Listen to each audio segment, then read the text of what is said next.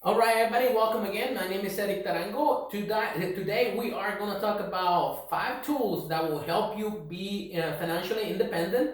Don't forget to subscribe, share this information with your family and friends so they have this knowledge to make better decisions and help them um, be financially independent. And feel free to reach out if you want to start some coaching. I will be happy to do that with everybody that reach out. We got 2 more weeks that I'm going to offer this for free. So reach out, please. The 5 tools that we are going to talk about today are budget. The second one is life insurance. The third one is an emergency fund, mutual funds, and the last one is purchasing the right house. Okay, not buying too much house. We're gonna talk about all 5 of them briefly, not in detail, but I'll give you a kind of like an introduction of what they do, each one of those, and we will go from there. Budget. A budget is very, very important. It's the foundation, kind of like life insurance.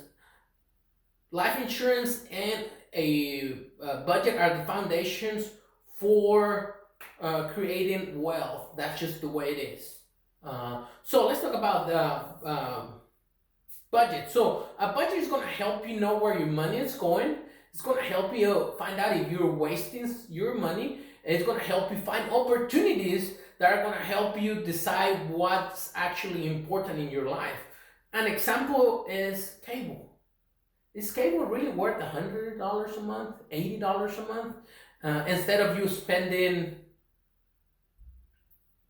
$40 a month on life insurance that's going to cover you for $500,000, or your retirement? Those $100 in cable can be $1,000,000 in 30 years. Is it worth it? That's what the budget is going to help you see. That it's going to help you find out if it's worth it to you spending $300 on eating out, or do you want to spend $100 on eating out and then save the other $200 a month for your vacation?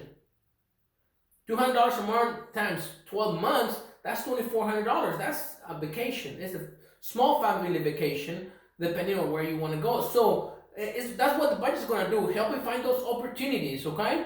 The other one is life insurance. Okay, life insurance is very, very important. That's what people do. Wealthy people start with the budget. They get life insurance. Of course, I recommend term. It's cheaper.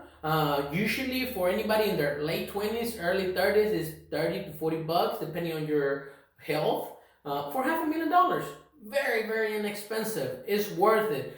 To me, it's better to spend that much money on life insurance than cable. It's ridiculous to me how people choose cable instead of life insurance. It blows my mind. I just don't see it. But so life insurance, that on term, that's what I recommend. So there's permanent life insurance. I don't recommend that for people that do not have a lot of wealth. Usually, permanent is probably one of the last resources if you're already a multimillionaire.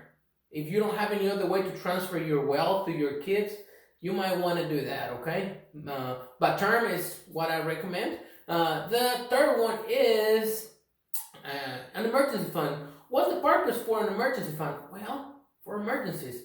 Let's say your AC goes out. Let's say you have a leak on your plumbing. So you are going to pay somebody $300 out of that, maybe even $3,000, depending on what the emergency is. So that's the purpose behind it. Make sure that if something happens, you have the funds, you take care of it. That's the purpose behind it. How much do you need? Somebody that has a budget of $3,000 of expenses a month, you need $3,000 times 6 months, which is $18,000. As you build wealth, you want to increase your emergency fund depending on your situation. So, and we can talk about that later on, or in every client is different. So, for some clients, 18 months will be the answer. Why? Because they already have $500,000, $1,000,000 Everybody's different, but that is the emergency fund. Okay. Now we're gonna talk about mutual funds. I love mutual funds for this reason.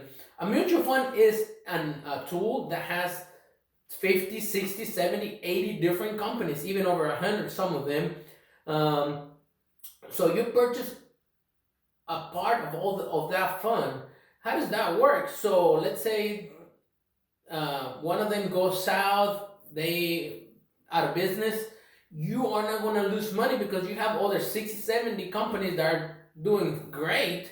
So you're not going to lose money. If the market goes down, like on 2007, 8 crisis, 2009, if that happens, your funds are gonna go down, but they're gonna go back up. Don't mess with it. Leave them alone. It works. But again, in a 20-year period, you're gonna end up ahead. That's just the way it is. The market works that way. So let's use it to our advantage. The last one is your house. Make sure you don't purchase too much house. Okay. Why? Because if you purchase too much house, it's not going to allow you to invest. It's not going to allow you to go on vacation. It's not going to allow you to pay for your children's school. So why over purchase a home? Why would you buy too much house? Because you want to keep up with other people. Set that aside, please. That's the biggest issue with everybody. We're trying to keep up with everybody else that we just buy as much house as possible. And a bank is not going to look out for your best interest. Most of them are not going to. 95% of them do not care.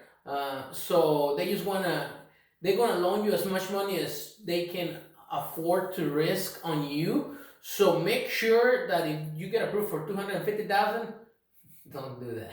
A bank is going to allow you to borrow up to 50 to 55% of your income minus taxes. You're already at 75, most likely, or higher. And are you gonna make it with 25% for food, insurance, going on vacation, retirement? You can't live like that. You're not gonna make it. So make sure that you purchase the right house. How much is the right house? If you make $50,000 a year, $150,000 more home, that's what you need to purchase. Anything more than that, you are buying too much house. Maybe 150, 160. Maybe 170, but you're pushing it after that. If you want a bigger house, just start earning more income. That's the solution. Or move to a cheaper place, cheaper town. That's just the way it is. You cannot afford to live in that place. Okay, make sure you are aware of that, please. And get a 15-year mortgage. It's gonna cost you tens of thousands of dollars more if you get a 30. So be careful. Make sure it's a conventional as well. But we can talk about that in detail in another video. Don't forget to subscribe and share this information. Thank you, everybody.